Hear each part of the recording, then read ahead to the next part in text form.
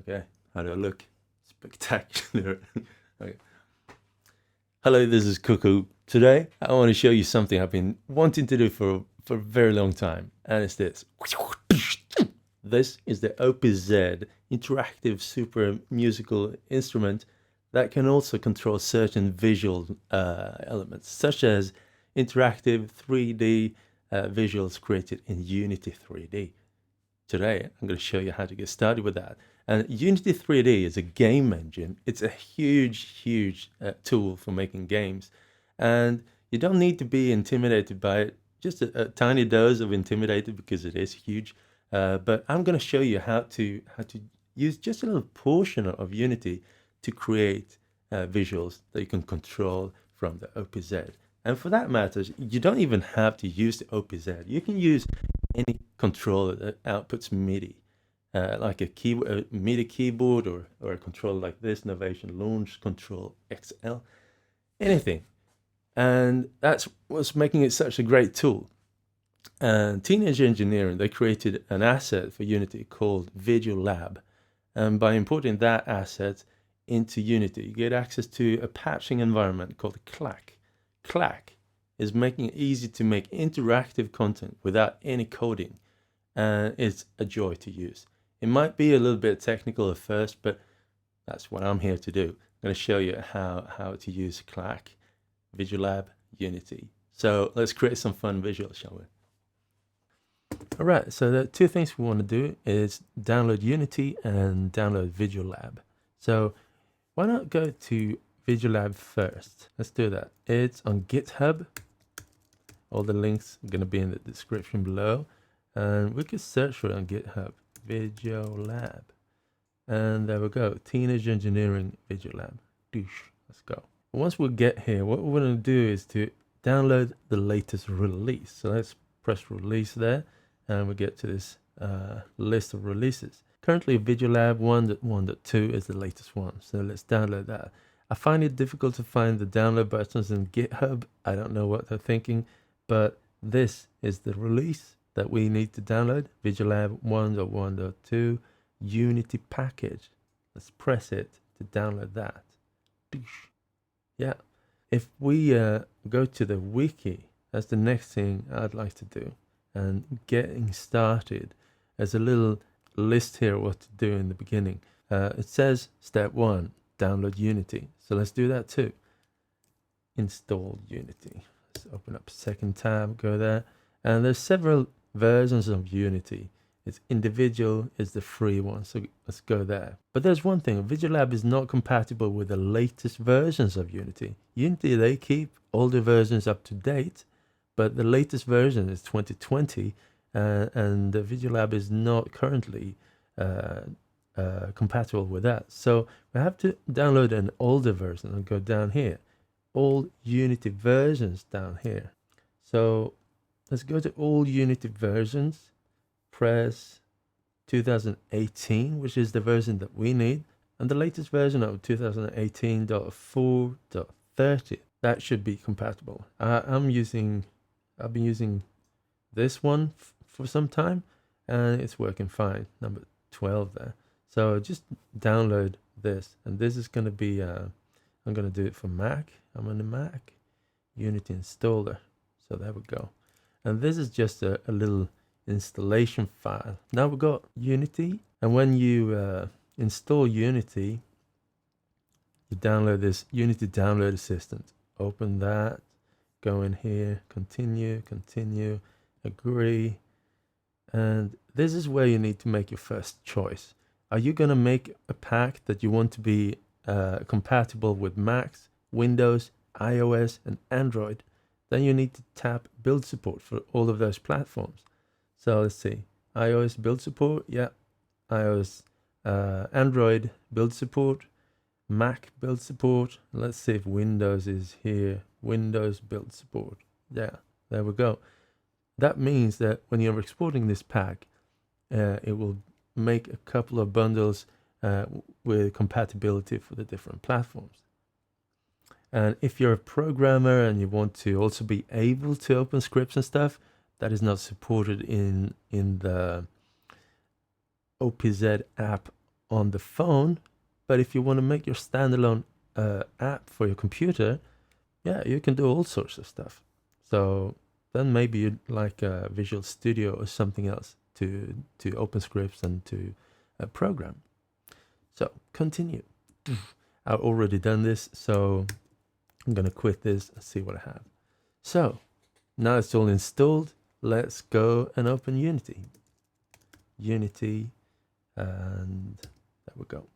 Yeah, so I'm gonna press new project. I'm gonna call it Awesome Visuals 1. Yeah, that's a great name. And right here from beginning, you can select like a template. Do you want it to be 3D or 2D? It's all gonna be the same anyway, but maybe they're gonna set things up for you in order to streamline what you want to do. Let's say we want to have the 2D template to see how that works. And create project. While it's creating the project, I'm going to go to Safari again. And step number 3 now is to import Videolab into the project. That's going to give it all the assets we need to make a video pack. Okay, so let's do that. Should I move the mirror to over here? Yeah, let's do that. So this is Unity, and you can set up the layout the way you want it. Right now I'm working with the physical pencil input, so I keep most of the stuff that I click on my right side. Cool, it's empty. Let's import the asset Videolab, and realize now that it's hidden. Assets, import package, custom package, and wherever you say the Videolab Unity package file, just go there and open it. And it's going to give you a couple of choices. So all of these files, assets, are going to be imported into this project. Import. So that's a lot of files there. Okay, so right here we have our project, and we can see a bunch of folders there, and they have stuff in them. So if you go into the documents on your hard drive, it's going to look exactly like this. This is not like a mysterious file format that is just in Unity. It's all on the hard drive. You can go and see all of these files. So next, this is very important for it to work. Let's see here on the little wiki. It says step number 4, make sure project settings, player, other settings, blah, blah, blah, is set to net 3.5 equivalent. And that is because there is some compatibility with something in Unity that just needs this to be set. So let's go there. Let's see.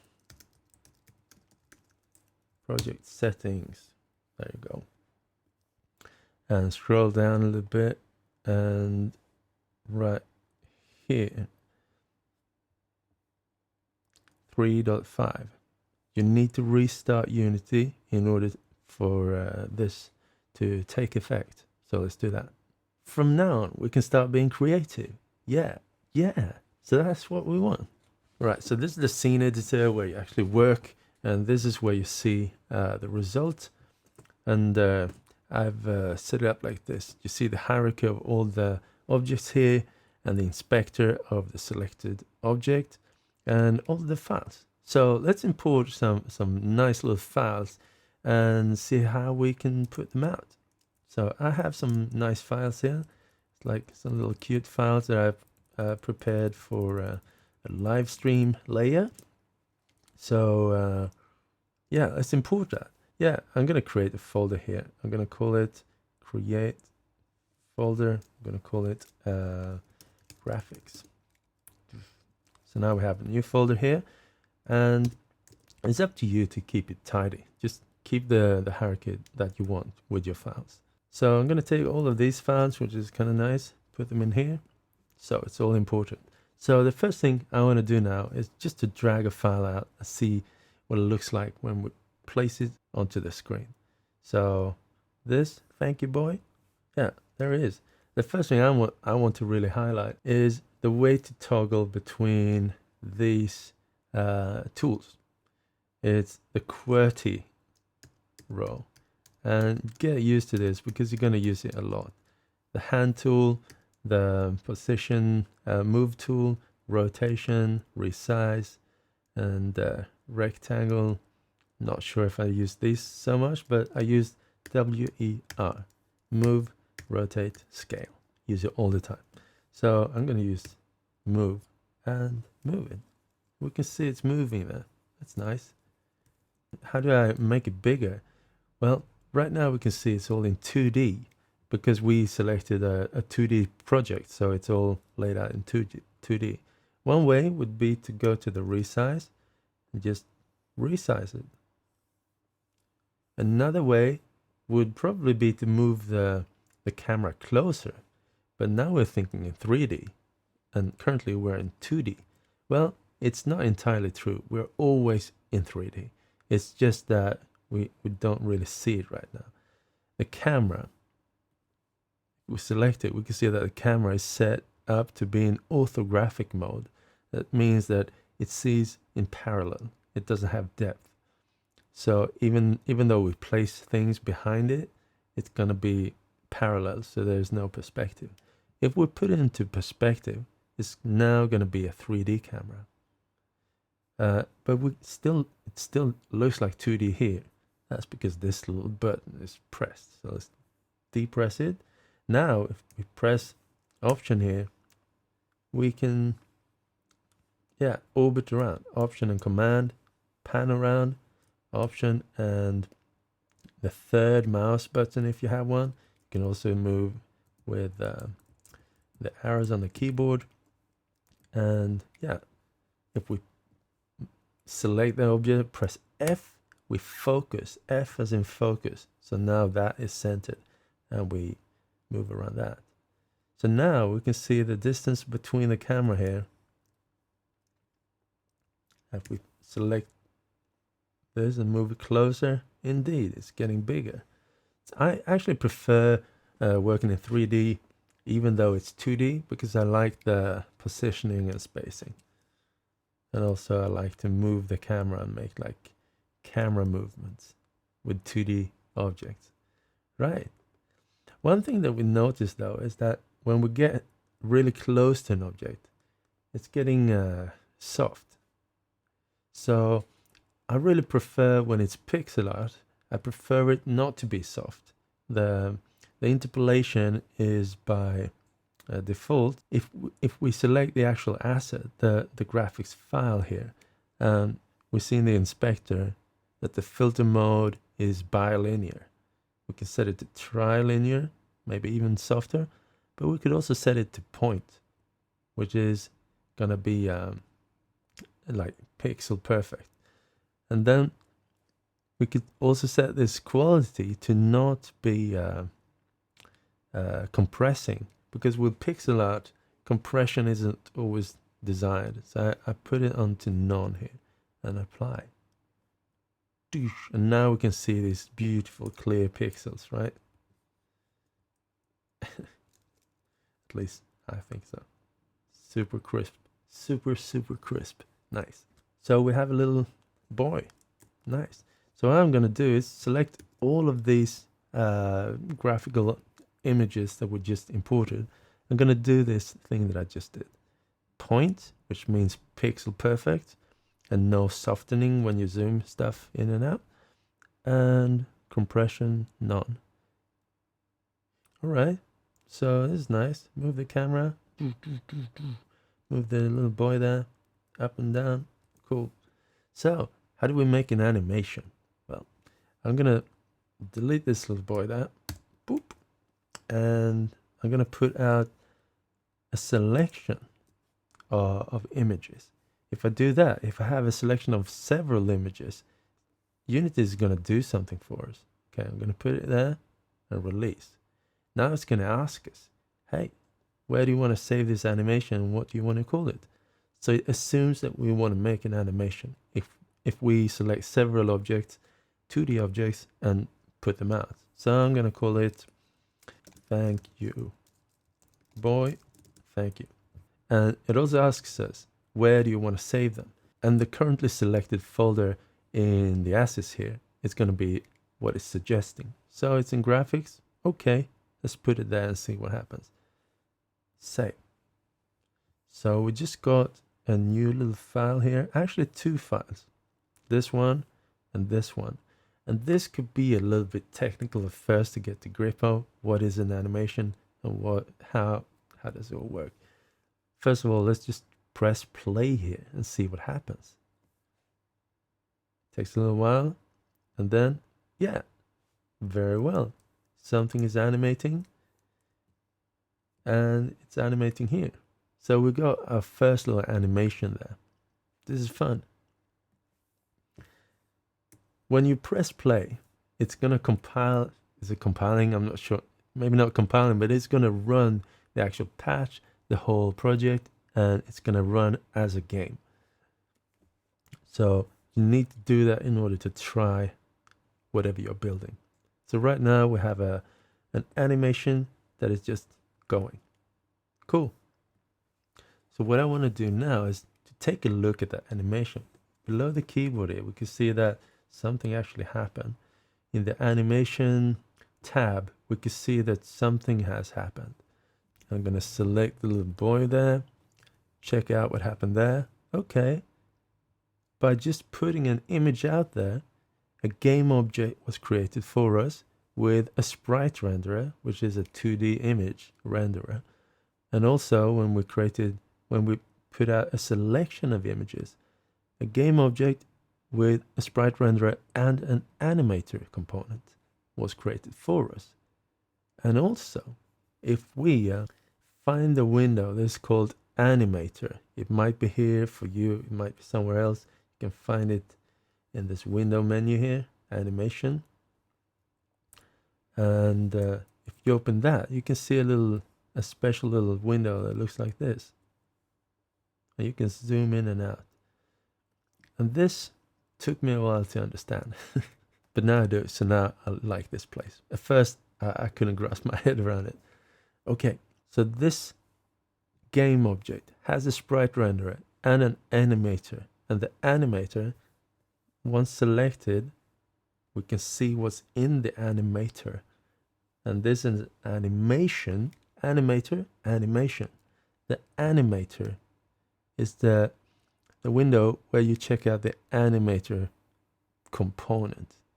And this is a place where you can list a number of animations that you want to associate with this. One animation could be this boy just standing still. Another animation could be this boy doing his thing. A third animation could be something completely different. So what I want to do now is to create two animations. One animation where it's still, and one animation where it's doing a little thank you thing. And then I want to use the OP one, press a button to fire off that animation. Let's do that. All right. So right now, we select this first one that has been created for us. It's also here. So this is the Animator controller.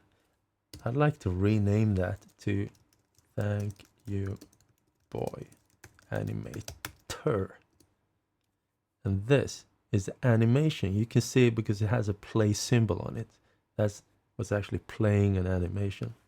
I'm going to rename that Thank You Boy Animation. So I'm going to try to keep in mind what's an animator controller and what's an animation that is playing a little animation. That took me a while to grasp, actually. So animator is what we see here. It's the information of what is associated to this sprite. Animation is the actual little sequence. So right now, we've got this called Boy Thank You.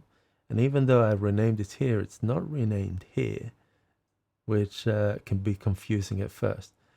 But in here, I want to keep the names really short, so it's easy to send a message and say, hey, play this little animation. But in here, I want to state exactly what it is, so that it's easy to find the animations. So right here, if I press it, I could give it another name here. I could call it Thanks.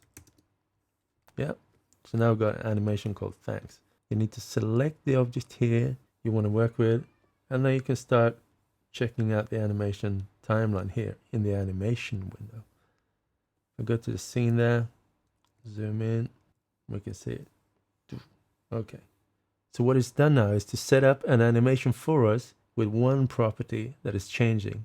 It's changing the sprite image file for us. So we can see all of those four that we just put out there are changing. Yeah. If we open it up like that, let's see, we can see a little icon here even. Yeah, so this is the thank you animation. It's a little bit fast, isn't it? In order to slow it down, we could just type a different value here, like 6 should be half the speed. Yeah. We can say here, actually, we select these and move them forward a bit. Zoom controls and pan work here as well. Move that.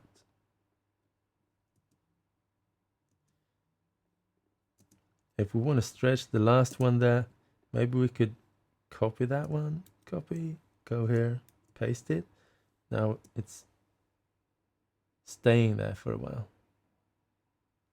Maybe we even want to go back and use frame number 2 and lift it in there. So now it's animating back into position. Yeah, that's nice. Thank you. Thank you. Yeah, we have a little animation. Now, what I want to do now is to duplicate the animation. So that's the thank you boy animation. Thanks. Let's duplicate that. It's actually duplicating the file on the hard drive. I'm gonna make a second animation that's called idle. And then I'm gonna go here again.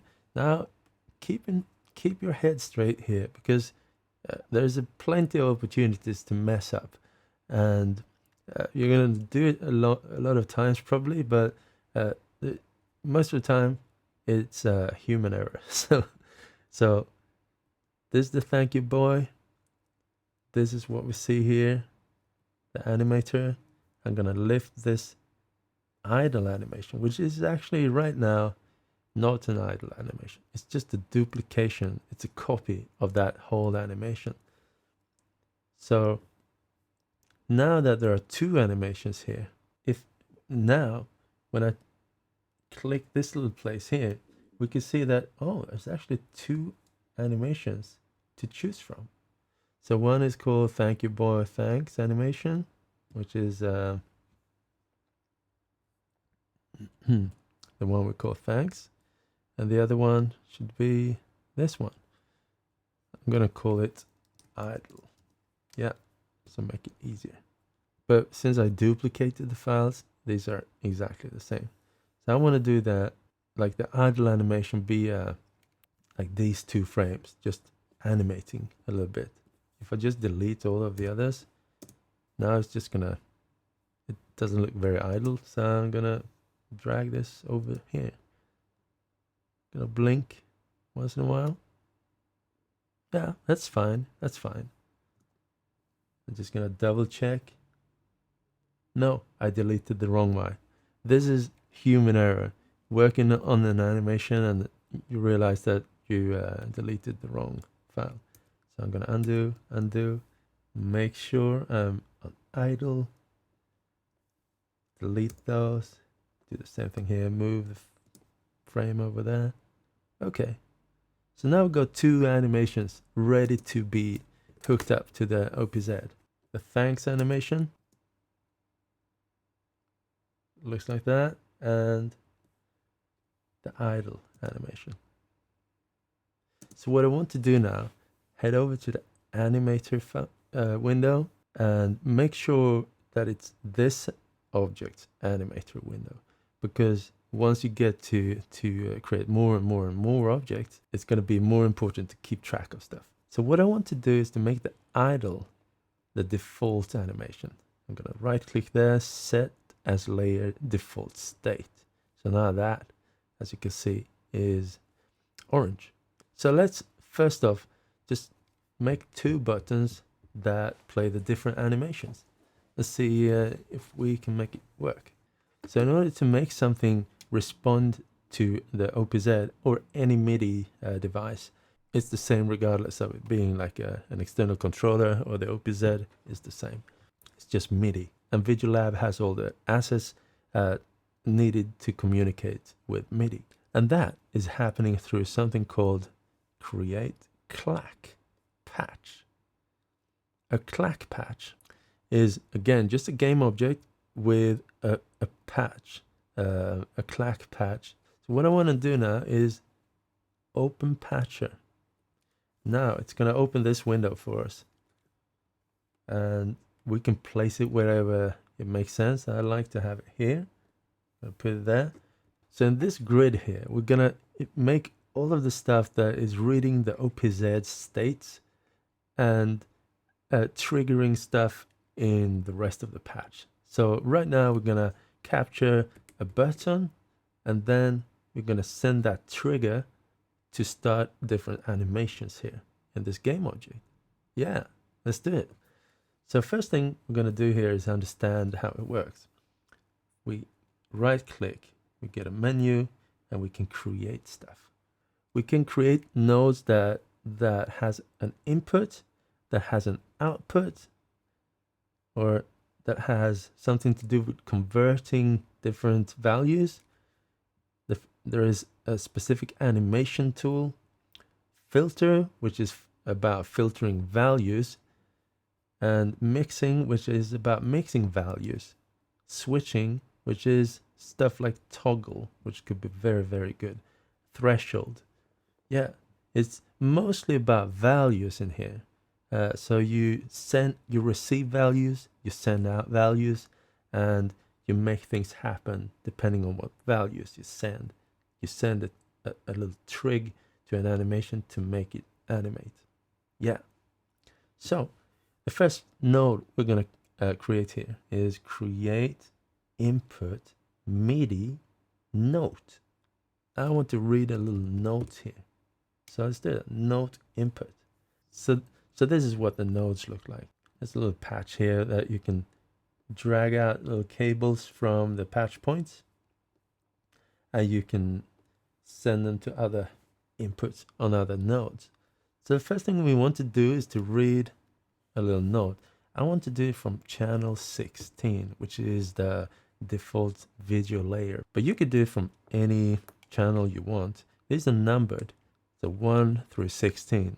The default video motion layer is channel 16. So what we want to do now is press this and see in the inspector what we have.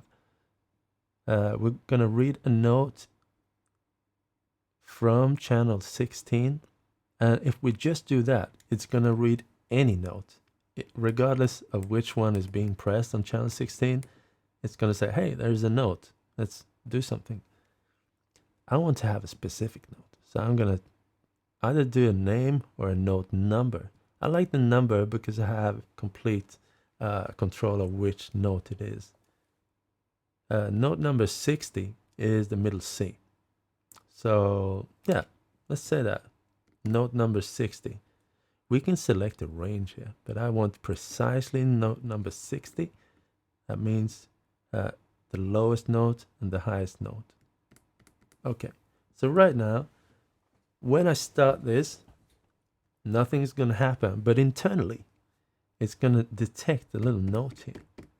And in order to kind of bug test, it could be really good to early on get used to using this node as well. Create output generic console out. There's a generic node that's going to output stuff into the console while you work. This is just a place where you can output messages just to see that messages and values are what you expect them to be. So right now I want to send a note on as a number out into the console out and see what happens if we indeed detect the C there. So now it's playing. The idle animation is playing because it's the default one. I press C. Whoa, yeah, we got a little message here. It says 1. Console out 1. So now we know that when pressing a note input, the note on is going to send the value 1. And the value 1 in computers means on. It means yes. It means go. It means do it. If I press another note, no, it's not happening. Nothing happened. Only C. So it's working. That's good. First step.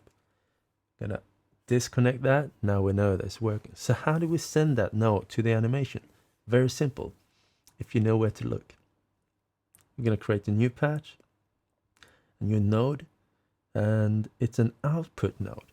You can think of inputs and outputs as what goes into the clack patch and what goes out of the clack patch. So right now we want to send something out of the clack patch to an animation object. So that could be, where should we look then? We're going to send something to a component on another object. So create output component Animator Out. It's actually prepared for us here. So the Animator Out has some nifty features. And what we're going to use now to play different animations is the thing called change state to. So if we send this note on value to change state, we can type in the animation name, change state. We want to change state to thanks. Okay. And we're going to make sure we type it exactly like that. But we also need to tell it which game object it is. So we're going to take this thank you boy, drag it onto this animator, and it's there. We could also press that little round icon there and select it by doing so.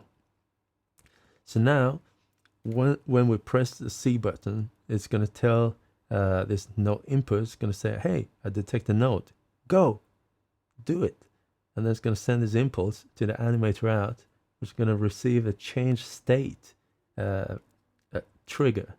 And that trigger is going to tell this to do the thing that is written here. Change it. Thanks. Let's try it. Play. Right? It's idle. Let's press C. Thank you. Thank you. Thank you. Yeah, it's working. Let's go out to the scene here. I'm going to place the camera a little bit cooler position. Take the camera, zoom in so it's big and nice. Move it over there. It's nice. Okay. The next thing I want to do now is go into the animator again. And we can actually specify what happens after an animation has been played. So I want to do this. After thanks has been played, I want this to make a transition back to idle. So right click there, make transition back to idle. That means that after this has been played, it's going to go back to idle. Okay, let's do it. So it's idling. I press C. Thank you. Yeah, it's back. And we can see it here too. Thank you. Thank you. Going back. It's working. This is essentially what you need to know in order to make animations interactive, which is super fun. So in order to make another object, an additional object, let's see what we have here. We got, yeah, for instance, this thumbs up. Yeah, let's put it in here. Very nice. That's such a nice thumbs up there. So I was thinking, maybe once we press another button, this comes in and just makes a little thumbs up and comes out again. How about that? Let's do it. Okay, let's do that. So a thumbs up there. We want to add an animator component, so it's ready to be animated. So what I'm going to do is go to animation here and click create. I'm going to call this thumbs up. Again, it's creating some stuff for us. I don't like the naming convention, so I'm gonna give it like thumbs up animation. This thumbs up animator. Okay, so now we've got two animators. This one that we just made, the hand, the thumbs up one that we have there. Okay, so what I want to explore now is I think you can actually live record, which I would like to try. In this case, I don't want to animate the images. I want to animate the position. So I want to manually press add property, transform, position, and plus. So now we're ready to do that. I'm gonna drag this out, making it longer, zoom out, press play. Yeah, it's long and nice. If I'm gonna set keyframes manually, I need to understand this a little bit. So I'm gonna set this out of frame, add a keyframe, and copy that keyframe and put it here as well. So now it's outside. Okay, so now when I press record and press start, it's going to start out of frame, and then I'm going to drag it in, do a couple of thumbs up, and drag it out. Let's do that. 1, 2, 3. Yeah. How about that? Let's see. That's great. That's super funny. So let's mark all of those, put them even closer there so that let's see, I'm gonna zoom in and put them in. So right when we trigger this animation, where are we? There. Gonna do this. That's super funny. Okay, I'm gonna do the same thing here. So this is our thumbs up animation. There we go. I'm gonna duplicate that. I'm gonna have thumbs up idle animation. So let's go to the animator, thumbs up. There we go. Thumbs up idle. Gonna be there.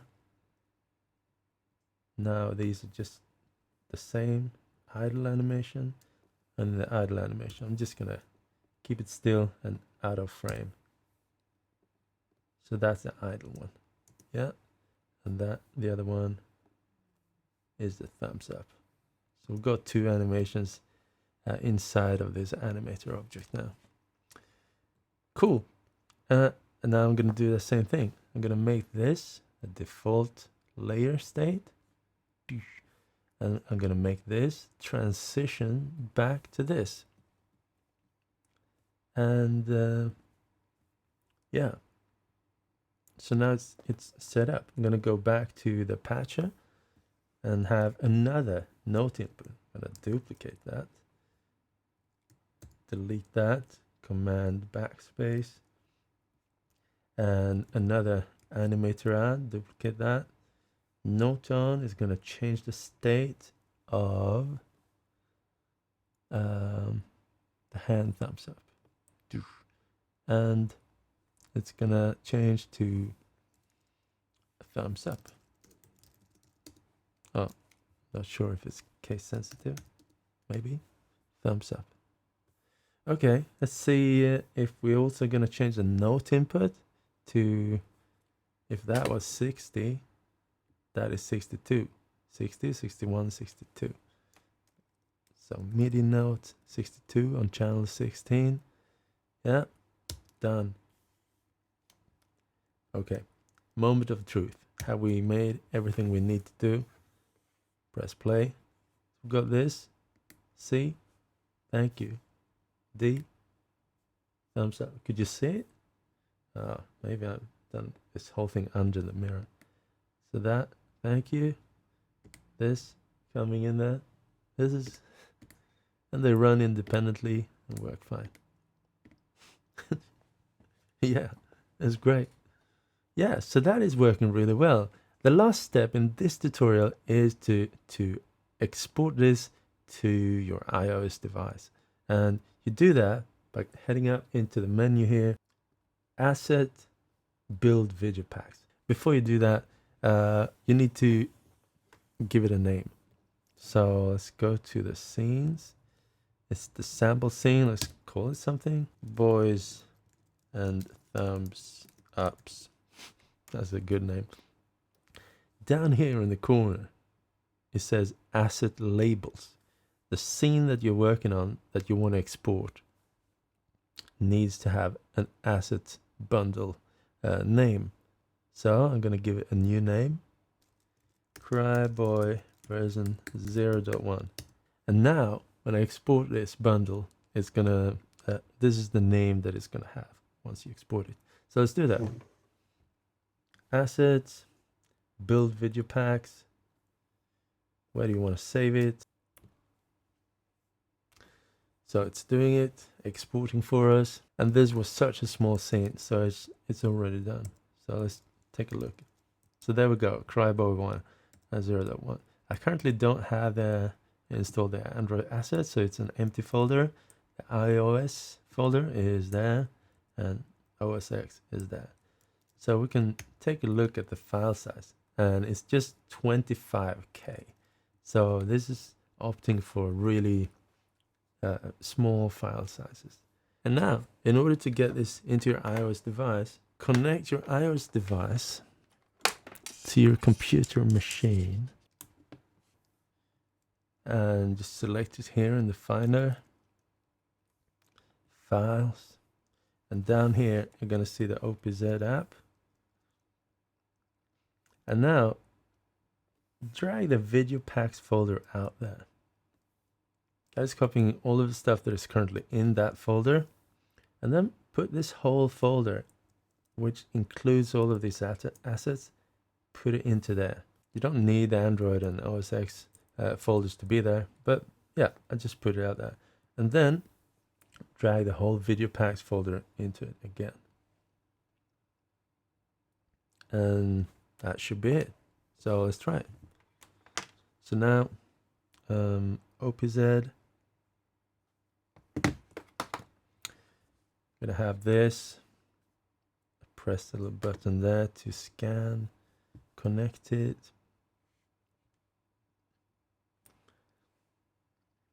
And let's go to motion. Gonna press the name here and see. Ooh, there is a new one there. Oh, it's our little boy. Yeah, press C. Thank you. Press D. Thumbs up. So now we're ready to do stuff here. And I mean, this is just a little thing, but once you get to this point and you've completed the whole workflow, and you get to this point where it's here and it's wireless and it's just working, it's super, super smooth. It's like 60 FPS. This is where I got such a rush, a super, like a kick out of this. Even though it's so simple, it's like, oh, I could do this, I could do that, I could do this. And then all of the possibilities are open. And Unity is very, very efficient, especially when you're doing stuff that is very simple like this. This is super simple. For Unity, it is designed to handle like heavy 3D games. This is just nothing. So whatever you're gonna do might actually be super simple for Unity to run. So it's gonna be like super smooth like this. Yeah. So that's gonna be it for this tutorial. And I hope by having this little overview of what you've seen so far is gonna open up the eyes and make it easier for you to explore on your own. I'm gonna make a couple of more tutorials where I explore more and more nodes in the clack patching environment, so that you can get to know what a vector is and what how to use thresholds, how to use animated values and scaling and mixing values and doing a little bit more complex work. But for this, let's keep it like this and say success. And yeah, I almost forgot that this is currently running in a sequencer, so I could sequence those two notes here. Let's say note 1 there, note 2 there. So let's do it. Yeah, it's now sequenced. So right now this is firing off, but it's not restarting the animation if it's currently is if it's currently running. I could get around that and do it anyway, but that is for a next tutorial. Nice.